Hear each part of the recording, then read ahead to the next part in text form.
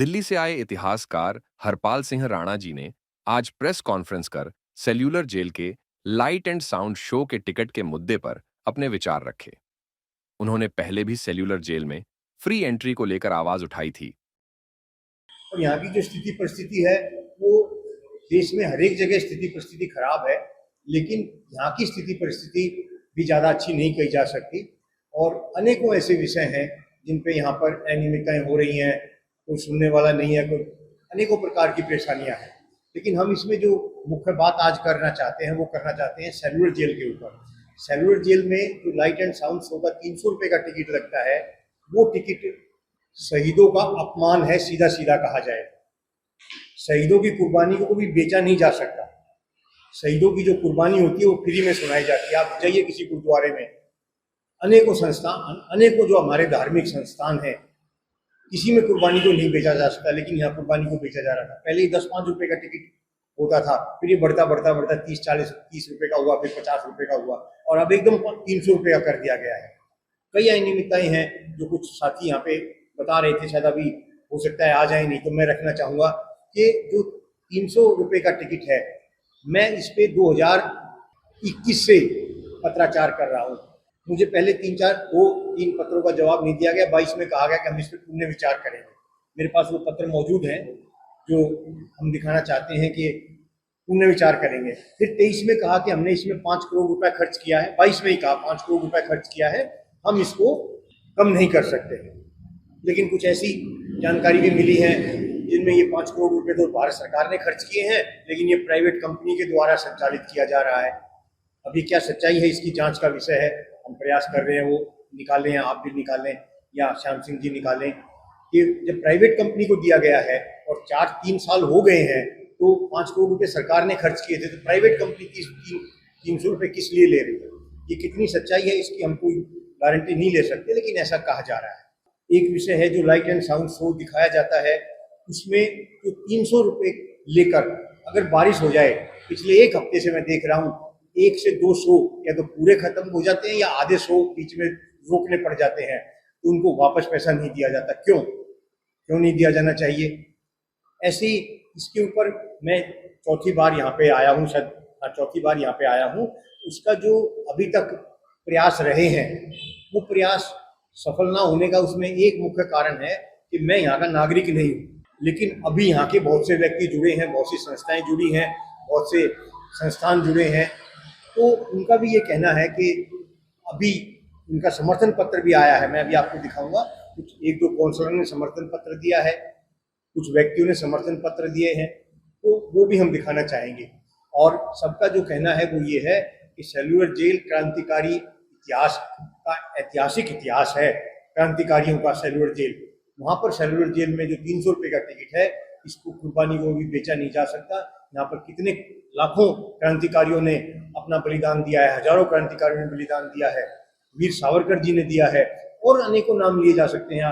ये सब जग जाहिर है और सब जानते हैं, लेकिन उनकी कुर्बानी को क्यों बेचा जा रहा है? क्या भारत सरकार 50-100 कर्मचारियों को तनख्वाह नहीं दे सकती? मुझे लिख के दिया गया है कि ये पैसा इसलिए लिया जा रहा है कि हम यहाँ जो कर्मचारी नियुक्त हैं उनकी तनख्वाह देने के लिए। इससे बड़ा अपमान और क्या होगा कि जिन क्रांतिकारियों ने यहाँ पर अपना बलिदान दिया, उनकी कुर्बानी को बेचकर अब सरकार तनख्वाह दे रही है। इससे बड़ा अपमान और क्या हो सकता है? एक मोतीलाल वर्मा जी थे जो कि उत्तर प्रदेश के रहने वाले थे, उनका यहाँ पे इतिहास मिलता है, और उनको ऐसा कहा जाता है कि वो आज़ादी के बहुत दिन के बाद उनका देहांत हुआ, स्वर्गवास हुआ, लेकिन वो सामने नहीं आए। इस तरह कोई समझौता था कि अगर वो सामने आ जाते तो उनको अंग्रेजों को सौंपना पड़ता है, ऐसा बताया जाता है। तो उनके बारे में मैंने पूरी जानकारी ली है। इसमें मोतीलाल वर्मा जी का इतिहास है। तो इसमें और भी हम कई, महावीर सिंह जी जिनका यहीं पे स्वर्गवास हुआ, वो उपवास कर रहे थे, तो ऐसे कितने क्रांतिकारियों ने अपना बलिदान दिया और सरकार उसको बेच रही है। ये शहीदों का बहुत बड़ा अपमान है।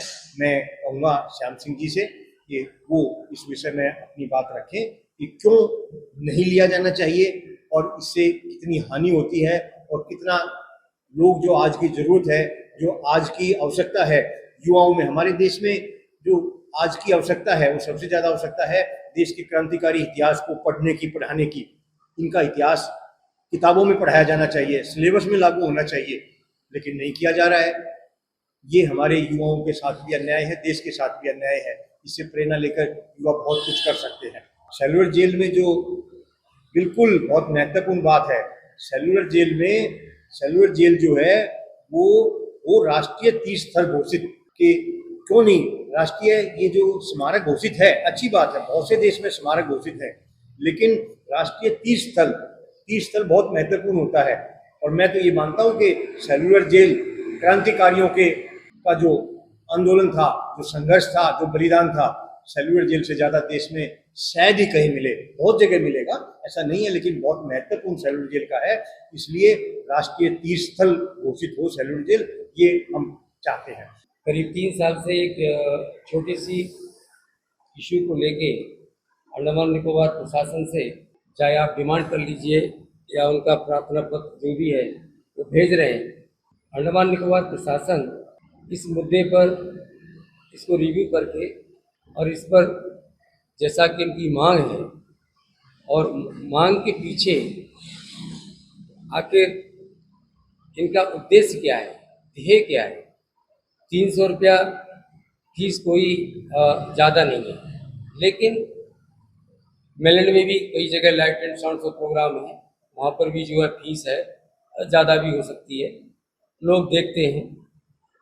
लेकिन अंडमान निकोबार में जो सेलुलर जेल है, जिसे कि नेशनल मेमोरियल घोषित किया जा चुका है, और इस सेलुलर जेल की ही एक अपनी ऐसी कहानी है जिसे हमारे इतिहास में, खासकर अंडमान के इतिहास में और स्वतंत्रता का जो आंदोलन हुआ उसके इतिहास में एक ऐसा दर्जा, ऐसा प्लेस देने की आवश्यकता है जो दूसरे की तुलना में नहीं हो सकता।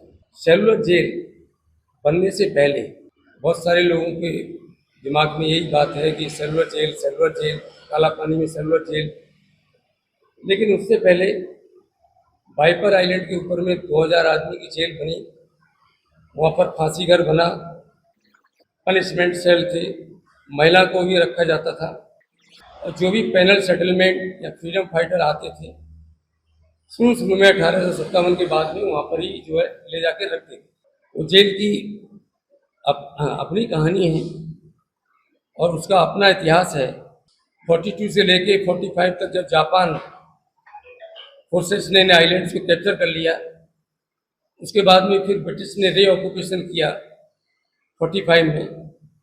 उस समय कुछ ब्रिटिश ने भी बम गिराए यहाँ, तो उसके चलते बताते हैं चाटम में भी गिरा, वाइपर में भी गिरा और यहाँ जेल पे भी गिरा, सेलुलर जेल पे, जो कि इसकी 7 सेल होती थी सेलुलर जेल की।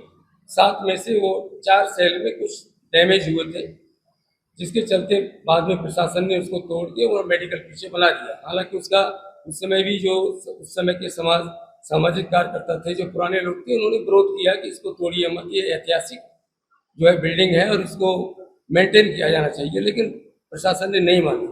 जैसा कि हम सब जानते हैं कि प्रशासन जब एक किसी बात का निर्णय ले लेता है तो यहाँ कर देता है। बहुत सारी बातें हैं, चाहे मेडिकल कॉलेज की बात हो, आज हम लोग सब सुन रहे हैं हमेशा क्या हो रहा है। तो प्रशासन, चूँकि अंडमान निकोबार में प्रदेश परिषद के बाद 1984 तक, 84 से 94 तक जो 10 साल रहा प्रदेश परिषद, 2 टर्म था, तो उसमें जो पार्षद बनते थे उनका पास में ये सारे विभाग रहते थे, जितने भी गवर्नमेंट के डिपार्टमेंट के डिप्टी सेक्रेटरी की उनको पावर थी, और कोई भी ब्यूरोक्रेट्स बगैर उसकी फाइल में अप्रूवल के मेलैंड नहीं जा सकता। एलजी का कोई पावर था नहीं जब तक कि वो कंसर्न काउंसिल कोई साइन नहीं करेगा। वो एक बक्कन साहब आए, उन्होंने देखा कि मैं तो कुछ कर ही नहीं सकता, और इसको उन्होंने एक उसमें मैं 3 टायर सिस्टम पंचायत का दे रहा हूँ, जिला परिषद होगा, जिला अध्यक्ष होगा, पंचायत समिति होगा, ये सब उन्होंने बता के और उसको जो डिजॉल्व कर दिया। और इसके बाद उन्होंने ये आश्वासन दिया है इसको डिजॉल्व करने के बाद में जब हम नेक्स्ट लाएंगे तो एक बड़ा लाएंगे, तो मिनी असेंबली हो सकती है। मेरा कहने का मतलब ये है कि जब पब्लिक रिप्रेजेंटेटिव प्रशासन किसी भी निर्णय में उनको शामिल नहीं करता, यहाँ के लोगों को शामिल नहीं करता, यहाँ के मीडिया की बात नहीं सुनता। तो ऐसे ही काम होते हैं। जहाँ तक ये शुल्क का सवाल है, आज का जो मेन मुद्दा है, तो जैसा कि इन्होंने करीब 3 साल से आ रहे हैं और शुरू में मैंने देखा कि कुछ परिवार जो मध्यम वर्ग के हैं, अब मान लो किसी के बच्चों के साथ में 6 का फैमिली मेंबर आ गए, तो अगर 300 रुपया लगना है तो उनको 1800 लग जाएंगे। इस तरह से ये जो पैसा देने के लिए लोगों को थोड़ा सा भारी भी पड़ता है, ऐसी बात नहीं है। प्रशासन ने इसको एकाएक बढ़ा दिया। इसका कारण उन्होंने ये दिया कि इससे पहले जो लाइट एंड साउंड शो था उसमें ओमपुरी की आवाज़ थी, घटनाओं का जिक्र था, विभिन्न प्रांतों से आए क्रांतिकारियों का जिक्र था और उसका थोड़ा सा स्वरूप था, वो थोड़ा सा बृहद था, सभी प्रांत को लेके उसमें था, चाहे वो वेस्ट बंगाल हो, पंजाब हो या कुछ अन्य प्रांत हो जहाँ से हमारे स्वतंत्रता सेनानी आए। अभी का जो लाइट एंड साउंड शो है उसमें कुछ जैसा भी सुनने को मिल रहा है कि हमारा वीर सावरकर को ज़्यादा स्थान दिया गया है, बाकी हमारा वेस्ट बंगाल या पंजाब या दूसरा जगह से जो है नहीं, ये भी ऐसा भी लोग कहते हैं। ये जो इन्होंने शुल्क बढ़ा दिया है, इस शुल्क के लिए इन्होंने जब देखा कि नहीं ये कुछ लोगों को ये होता है, तो खासकर हमारे जो डोमेस्टिक टूरिस्ट हैं या फॉरनर से जो है ज़्यादा ले सकते हैं, अगर जो हमारे डोमेस्टिक आते हैं, मेनलैंड से आते हैं, उनसे कुछ कम कर सकते हैं, तो इसको रिव्यू कर सकते हैं। इसमें ऐसी कोई बड़ी अड़चन नहीं है या प्रशासन को ऐसी कोई मुश्किल नहीं होनी चाहिए कि इसको रिव्यू करके, जब एक समाज सेवी और एक ऐसे समाज सेवी हैं हरपाल जी कि इन्होंने बहुत सारे स्वतंत्रता सेनानी जो कि सरकार को मालूम था लेकिन कभी उनका जन्मदिन नहीं मनाना या उनको कभी उनके पुण्यतिथि पर श्रद्धांजलि नहीं देना, ऐसा जो है बहुत जगह ये नहीं हो रहा था।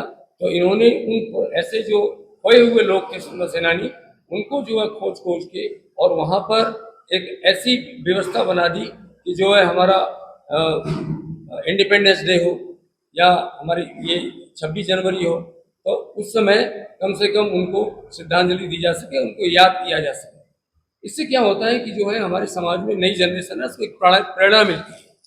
ये इनका उद्देश्य है और इसी उद्देश्य के एक ही उद्देश्य के ऊपर ये पूरे भारत में काम कर रहे हैं और इन्होंने इनका काफ़ी अचीवमेंट भी इनका काफ़ी है। जैसा कि इनकी बातों से और इनके साथ में जो जब हमने डिस्कशन किया तो ऐसा लगा कि इन्होंने काफ़ी इसके ऊपर काम किया है। तो 300 रुपये का शुल्क है। हमारा यही कहना है कि ये प्रशासन इसको रिव्यू कर ले और जो आइलैंड्स हैं, जो आइलैंडर हैं, उनके लिए इसको एक कम रेट करके फिक्स कर दे। उसके बाद हमारे जो डोमेस्टिक टूरिस्ट हैं जो मेनलैंड इंडिया से आते हैं उनके लिए थोड़ा बढ़ा के रख दे और थोड़ा सबसे ज़्यादा अगर करना है तो फॉरेन से रख दे, फॉरेन से पास रख दे। अब जो इन्होंने लाइट एंड साउंड शो बनाया है और जो पुराना वाला को इन्होंने बंद करके रख दिया, वो तो काफ़ी सालों से चल रहा था, अगर उसको भी वो चाहें तो जेल में उसको भी चालू कर सकते हैं। वो बताते हैं कि इससे जो है ज़्यादा अच्छा था और ज़्यादा उसमें इंफॉर्मेशन थी इतिहास के बारे में, यातनाओं के बारे में और यहाँ पर जो भी घटनाएं घटी स्वतंत्रता सेनानी के साथ उसके बारे में कुछ ज़्यादा डिटेल में एलोबरेट इंफॉर्मेशन थी इसमें। साथ ही साथ प्रशासन चूँकि अभी PRI की बात सुनता नहीं, मीडिया की बात सुनता नहीं और कोई समाज सेवी हो उसकी प्रशासन बात सुनता नहीं। अब चूँकि ये हमारा स्वतंत्रता सेनानी से जुड़ा हुआ एक इसमें प्रोग्राम है, प्रशासन ने कभी नहीं ये सोचा कि इसको जैसे हम किसी देशभक्त रिलेटेड फिल्म होती है तो स्कूल के बच्चों को फ्री करके दिखाते हैं, प्रशासन ने कभी नहीं सोचा कि अंडमान निकोबार के एक स्कूल को उनको टाइम दे दें कि आप जैसे सैटरडे को या जब भी आपको छुट्टी रहता है प्रोग्राम बना के ये इस प्रोग्राम को बच्चों को दिखाएं ताकि बच्चों को भी मालूम पड़े कि हमारे फ्रीडम फाइटर्स ने किस तरह की यातनाएं झेली। तो ये नई जनरेशन में एक अवेयरनेस आएगा, लेकिन हम चाहते हैं कि प्रशासन इसके ऊपर भी सोचे कि यहाँ के बच्चों को भी इसको फ्री में दिखाए, साथ ही साथ आइलैंडर्स को फ्री कर दें जिन लोगों को देखना है वो जा सकते हैं। उनका जो आइलैंड के लिए फ्री है उसके लिए एक अलग टाइमिंग दे सकते हैं।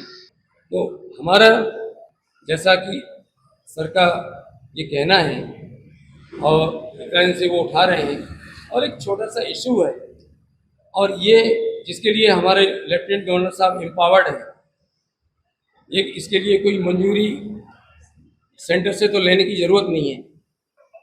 इस रेट को वो रिव्यू कर सकते हैं, रिव्यू करके इसके स्लैब बना सकते हैं, और बच्चों के लिए भी इसको आवश्यक कर सकते हैं, और स्कूल को निर्देश, एजुकेशन डिपार्टमेंट को निर्देश दे सकते हैं, ताकि वो लोग भी जब जब ये होता है तो पूरी साल भर इसको बच्चों को दिखाते रहें। और यहाँ के आइलैंड्स को अब फ्री कर सकते हैं, लोग जाना चाहें तो वो जा सकते हैं, अपना बुकिंग सिस्टम में जा सकते हैं, एडवांस में बुकिंग करके उनका टाइमिंग अलग कर देना चाहिए।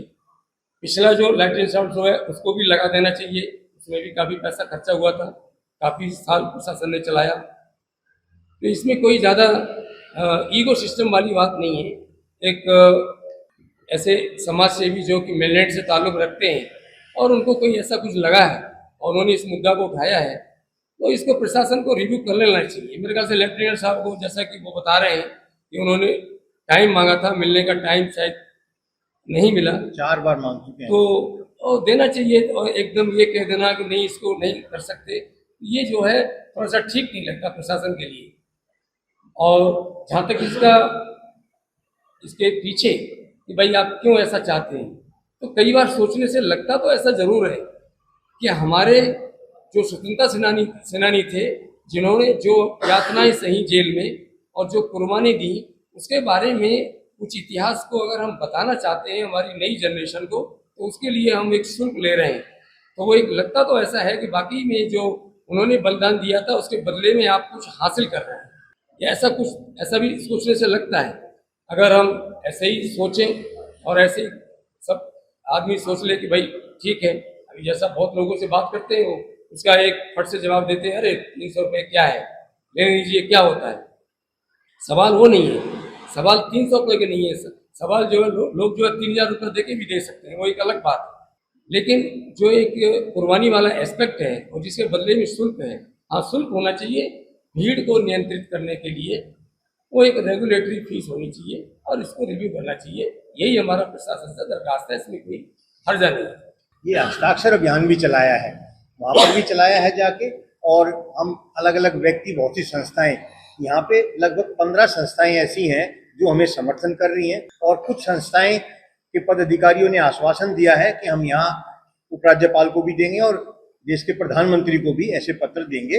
और जो ये हस्ताक्षर अभियान चलाया है, ये भी अगले 1 महीने में हम कोशिश करेंगे कि 5-7 हज़ार लोगों के हस्ताक्षर करवाएं, यहाँ के व्यक्तियों के, और फिर वो दिया जाए। एक हम ऑनलाइन हस्ताक्षर अभियान भी चला रहे हैं, जो कि ऑनलाइन व्हाट्सएप पे लोगों के पास भेजते हैं, और उनको भी हम उसमें वो ऑनलाइन हस्ताक्षर भी कर सकते हैं। तो हम ये कोशिश करेंगे 5,000 व्यक्तियों के हस्ताक्षर 1 महीने में हम कराएं, क्योंकि यहाँ के लोगों में जागरूकता की कमी है। वो जितना रुचि उनको लेनी चाहिए वो नहीं लेते हैं, और हस्ताक्षर करने में भी हम पूरे दिन अगर वहाँ खड़े रहे तो 50 आदमियों के हस्ताक्षर भी नहीं करा पाए थे हम, आगे पीछे की बात है। तो वो कहते हैं क्यों करने हम हस्ताक्षर, हमें क्या जरूरत है हस्ताक्षर की। तो वो शायद 5,000 मैंने ज़्यादा ना कह दिए हो, लेकिन 1 महीने में कोशिश करेंगे हम जितना भी करा पाए, ऑनलाइन भी और ऐसे भी। तो ये जो पढ़ाने की बात थी ना, कि जो, हाँ, तो 10-15 संस्थानों ने हमें, बहुत महत्वपूर्ण संस्थान ने समर्थन पत्र दिए हैं। अच्छे मुहिम के साथ हमारे अंडमान निकोबार आइलैंड और हमारे आज श्री विजयपुरम नाम से जो पुतला जाना जाता है, यहीं पर स्थित सेलुलर जेल, जिसमें वहाँ का एंट्री फीस 30 रुपये और लाइट एंड साउंड का जो फीस है 300 रुपये, जो कि बहुत ज़्यादा है। इसके बारे में विचार सोच इन्होंने 4 साल पहले से ये मुहिम छेड़ रखी थी। मैं हाल ही में कुछ महीनों से इनसे मिली हूँ, जुड़ी हूँ, और मुझे भी ऐसा महसूस हुआ कि सच में ये जो 300 रुपये बहुत भारी शुल्क है। क्योंकि आजकल देखते होंगे घर में अगर हम आते हैं, 26 जनवरी हो या 15 अगस्त हो, बच्चों को यहाँ के बारे में, यहाँ के इतिहास के बारे में जानकारी देते हैं। तो क्या है ना, जब तक लाइट एंड साउंड ना देखो तो इतनी अच्छे से जानकारी, मतलब इतना अच्छा प्रोग्राम है ये कि हर यहाँ के क्रांतिकारी कब आए, कौन कौन से सेल में थे, कितना यातनाएं उनको झेलना पड़ा, सब चीज़ के बारे में एकदम बारीकी से बच्चों के दिल के अंदर जाता है ये चीज़। तो बच्चों को क्या है ना कि इसके बारे में सीख मिलता है, हमारी आज़ादी ऐसी नहीं मिली। तो सारे बच्चों को, सारे परिवार के सारे बच्चों, सारे स्टूडेंट को ये प्रोग्राम देखना चाहिए। तो यहाँ कहीं ना कहीं ये प्रोग्राम को नहीं देखने का वजह कहीं ना कहीं ये शुल्क ही मेरे ख्याल से बनती है, क्योंकि बच्चे जब जाते हैं, एक पॉकेट मनी उनके घर से मिलता है, तो वो जाते हैं, अगर देखना चाहेंगे तो ये 300 रुपये पॉकेट मनी तो कोई अपने माँ बाप बच्चों को नहीं देते। एक महीना में शायद हो सकता है कि 4-5, एक हफ्ते में भी शायद 100 रुपये उनको पॉकेट मनी देता होगा। बच्चे अपने दिल से भी जाके नहीं देख पाते। कहीं ना कहीं परिवार भी मतलब जाना चाहते हैं कि अपना परिवार को लेके भी जाना चाहते हैं। एक हमारे यहाँ पे तो न्यूक्लियर फैमिली बहुत कम है, मिक्स फैमिलीज है, तो एक 10-8 जन, मतलब एक 3000 उनको शुल्क जाता है एक प्रोग्राम देखना है। ये बहुत ही बड़ी चीज़ है। और यहाँ में देखे बेरोजगारी भी इतना बढ़ चुका है कि मतलब इतना भी कोई नहीं कमा पाते हैं। तो क्या है ना कहीं हमारे ये जो श्री विजयपुरम के लोग या तो फिर अंडमान निकोबार के बाकी लोग इसके बारे में इसलिए नहीं सोच रहे हैं क्योंकि हम आते हैं, हो सकता है साल में एक बार ये प्रोग्राम देखता है, तो उनको ये चीज़ बड़ी नहीं लगती है। लेकिन ये यहाँ के बच्चे या आने वाले जो इतिहास के स्टूडेंट हैं या तो जो भी स्टूडेंट हो, जिनको हमारे यहाँ के जैसा देश स्वतंत्र हुआ, यहाँ के क्रांतिकारियों के बारे में जानकारी और ये जो सत्य गाथा है, सत्य कहानी है, ये सुनने पर इतनी ज़्यादा रकम बहुत ज़्यादा है। मैं हरपाल सिंह जी से बहुत सहमत हूँ, मैं इनके सपोर्ट करना चाहती हूँ और मैं करती भी रहूँगी। और जिस तरह आपने इस मुद्दे को लेके बार बार हमारे लेफ्टिनेंट गवर्नर जी को पत्र भी लिखा है ताकि मिलना भी चाहते हैं इस विचार को रखने के लिए। इसमें क्या है कि पूरे भारतवर्ष ही नहीं पर आने वाले पर्यटक को भी कहीं ना कहीं एक अच्छा एक इम्पैक्ट मिलेगा, क्योंकि लोगों को मतलब जो पर्यटक आते हैं वो भी अपने कहीं ना कहीं स्टूडेंट्स लोग को भी लेके आना, या कोई स्कूल में या कॉलेजेस में ये प्रोग्राम अगर देखते होंगे तो सेलुलर जेल के बारे में और लाइट एंड साउंड को देखने और सत्य कथा सुनने के लिए लोग जरूर यहाँ आने के लिए प्रयास करेंगे। इससे हमारे टूरिस्ट का फील्ड में भी, पर्यटन फील्ड में भी बहुत सारे इम्प्रूवमेंट ही आएंगे ये प्रोग्राम जो भी देखते हैं। और जहाँ तक मेरा सोचने का सवाल है, मैं भी मानती हूँ कि ज़रूर कम से कम ये जो 300 रुपये है उसको काट के स्टूडेंट को तो बिल्कुल ही फ्री होना चाहिए, जो भी स्टूडेंट है। हाँ, अगर पर्यटक आते हैं उनको इसका 10% या 50 रुपीज़ में भी, कम से कम 50 रुपीज़, ज़्यादा से ज़्यादा 100 रुपये तक ही शुल्क रखना चाहिए। यही मेरे ख्याल से कहीं ना कहीं एक मानवता का एकदम नीति बनेगा, अदरवाइज ये बहुत ज़्यादा ही है। लेकिन यहाँ में लोग इसके बारे में नहीं सोचे, इतने दूर से हमारे समाज सेवा करने में इच्छुक और बहुत सालों से समाज सेवा करते आ रहे हैं हरपाल सिंह जी इसके बारे में सोचे। पहले तो मैं उनको बहुत बहुत धन्यवाद कहना चाहूँगी कि आपने हमारे अंडमान निकोबार के यहाँ आके सेलुलर जेल के जो लाइट एंड साउंड का 300 रुपया शुल्क है इस पर काम करने का विचार किया। Thank you so much. Cellular Jail में ऐसी कुछ अनियमितताएं भी की जा रही हैं, जो कि एक व्यक्ति आने वाले थे वो नहीं आ पाए किसी कारण से। वो खुद कहते तो अच्छा है, क्योंकि मेरे पास कोई सबूत नहीं है कि बहुत सा जो बजट खर्च हो रहा है वो कागजों में खर्च हो रहा है। इसकी मेरे पास कोई तथ्य रिपोर्ट नहीं है, लेकिन मैं प्रयास कर रहा हूँ कि कितना खर्च हुआ, क्या हुआ, किस किस विषय पे खर्च हो रहा है, कितने कर्मचारी हैं यहाँ पर। तो मैं ये प्रशासन से निवेदन करता हूँ कि इसकी जांच की जाए कि सेलुलर जेल के ऊपर जो खर्च हो रहा है, क्योंकि इसके सूचना आवेदन से भी कोई ज़्यादा जानकारी नहीं दी जा रही है, तो इसके ऊपर भी जांच की जाए कि जो वास्तव में खर्च कितना हो रहा है, बजट कितना है, कितना होना चाहिए, और इसमें कहीं अनियमितताएं तो नहीं है। मैं अंडमान निकोबार प्रशासन और माननीय उपराज्यपाल से ये आग्रह करता हूं कि इसकी भी जांच कराई जाए। और माननीय उपराज्यपाल महोदय पिछले 4 बार लिख कर देने के बाद मुलाकात का समय नहीं दे रहे हैं। माननीय राज्यपाल महोदय बहुत गौरवान्वित पद होता है, उसकी बहुत सी मर्यादाएं होती हैं, लेकिन उनकी बहुत सी जिम्मेदारी, जवाबदेही भी होती हैं, जो माननीय उपराज्यपाल महोदय नहीं निभा रहे हैं। ये इस अंडमान निकोबार के वासियों के हक अधिकारों पर कुठाराघात है। नियमित मिलना चाहिए। बहुत से, मैं अभी तक अनेकों राज्यपालों से, अनेकों पदाधिकारियों से भारत सरकार के से मिल चुका हूँ, लेकिन माननीय राज्यपाल 4 बार लिख के देने के बाद मुलाकात का समय नहीं दे रहे हैं, किस लिए यहाँ पे नियुक्त है? वो जनता की सेवा करने के लिए नियुक्त है। और अगली बार जब अगर समय नहीं दिया गया तो यहाँ पे कोई दूसरा ही रूप लेना पड़ेगा, दूसरी तरह के आंदोलन करने पड़ेंगे, जिससे कि यहाँ पर इनके जो यहाँ पे हक अधिकार हैं, बहुत से विषय हैं, मैं विषयों पर चर्चा नहीं करूंगा, बहुत से ऐसे विषय हैं जो यहाँ के प्रशासन को ध्यान देने चाहिए, जिस पर मुझे उम्मीद है कि प्रशासन ध्यान देगा। नहीं, कम किया जाए। देखिए, मैं निःशुल्क के बिल्कुल फेवर में नहीं हूँ, क्योंकि कोई भी चीज़ निःशुल्क होने से उसकी जो एक तरह की विश्वसनीयता है या मर्यादा है या उसमें बहुत सी कमियां आ जाती हैं। तो कोई भी व्यक्ति जाएगा किसी भी समय बगैर पैसे के, फिर जब मर्जी उसका वापस आ जाएगा। तो बिल्कुल भी बगैर पैसे के मैं सहमत नहीं हूँ। मैं ये चाहता हूँ कि यहाँ के जो निवासी हैं उनसे फ्री किया जाए, पहले मेरी मांग है, अन्यथा 30 रुपये उनसे लिया जा सकता है। और जो बाहर से आने वाले व्यक्ति हैं, भारत के नागरिक हैं, उनसे कम से कम 50 और अधिकतम 100 रुपये। मैं बिल्कुल उसका विरोधी नहीं हूँ कि 100 रुपये 50 रुपये कोशिश की जाए। अगर प्रशासन चाहता है कि कम है तो 100 रुपये भी लिए जा सकते हैं, लेकिन 300 रुपये बहुत है। अब ये एक और व्यक्तिगत जानकारी जो व्यक्तिगत आई, एक अधिकारी ने मेरे से परसों पूछा कि कितना रुपया चाहते हैं। वो अधिकारी यहीं का अधिकारी है, बड़ा अधिकारी है, रहा है। तो उन्होंने पूछा कि, तो मैंने उनको बताया कि जो यहाँ के रहने वाले हैं अंडमान निकोबार के, 30 से 50 रुपये ले सकते हैं, और बाहर से आने वालों के लिए 50 से 100 रुपये हो सकता है। और जो विदेश से आने वाले हैं वो अपने आप सरकार तय कर ले, उसमें हमारा कोई ज़्यादा हस्तक्षेप नहीं होना चाहिए। तो मैं ये चाहता हूँ कि बिल्कुल फ्री ना हो, और जो भी व्यक्ति यहाँ पे आए पर्यटक, उनको एक पुस्तिका दी जाए, एक हैंडबिल दिया जाए, सेलुलर जेल के बारे में लिखा हो। वो घर जाएगा, अपने बच्चों को दिखाएगा, परिवार को दिखाएगा, जिससे कि सेलुलर जेल की बात यहीं तक ना रहे, आगे तक भी पहुंचे। इसकी वीडियो बना लेनी चाहिए, इसके ऊपर जो है एक ऐसी सीडी होनी चाहिए, तो वो दी जाए 10 रुपये में, 20 रुपये में, 50 रुपये में, जो और लोगों को जाके देख सके।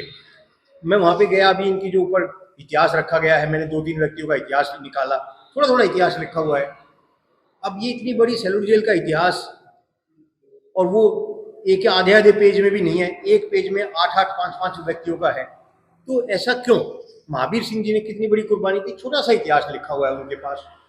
तो ये जो यहाँ का इतिहास है, वो उसको उजागर करने के लिए टिकट जरूर लगना चाहिए, लेकिन कम लगना चाहिए, और अनेकों प्रकार से इसका प्रचार प्रसार होना चाहिए। सबसे आखिर में अभी कुछ महीने पहले बना है लेह लद्दाख में, अभी 125 रुपये है। पहले यहाँ लाल किले में चलता था, उसके भी 60 रुपये थे पहले, फिर शायद 90 रुपये या 100 रुपये हुए थे। 100-125 रुपये से ऊपर कहीं पर भी नहीं है, और 300 रुपये ज़्यादा नहीं है। बात ज़्यादा की पैसे की है ही नहीं, बात है क्रांतिकारियों के इतिहास को दबाने के प्रयास की, ये उनके उसको बेचने के प्रयास की।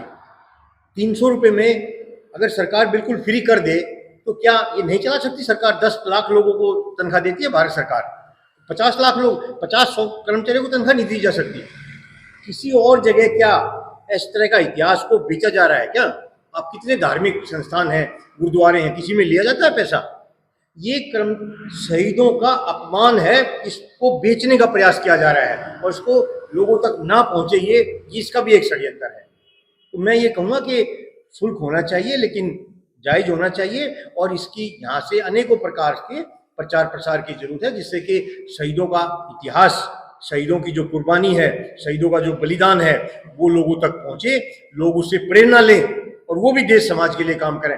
आज हमारी जो मानसिकता है, हमारी जो सोच है, उसमें कितनी गिरावट आ रही है।